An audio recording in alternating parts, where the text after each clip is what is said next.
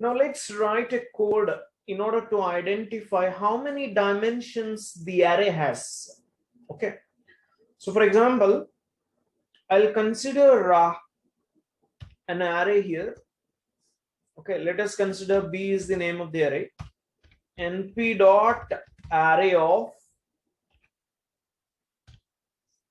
So I'm taking a one-dimensional array here. Okay, this is a one-dimensional array, right? If you want, I can display this also. Print of B. And similarly, apart from printing the entire array, you can also display the dimension of the array. You already know this is a one-dimensional array. Yes or no? This is clearly a 1D array. Now we can display its corresponding dimension by writing like this: print of B dot n dimension. Okay. So that n can be anything. It can be 1 or 2 or 3 or 4 like this. So if you execute, it will immediately show you the dimension of the array.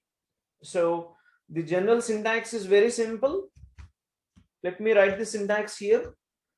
Array name dot n dimension. This will give you the dimension of the array. So let's run this. 1, 2, 3. This is the one-dimensional array, and later it is displaying the dimension of the array. Okay. So similarly, for a two-dimensional array also we can do like this. Let's modify this array in the form of a two-dimensional array.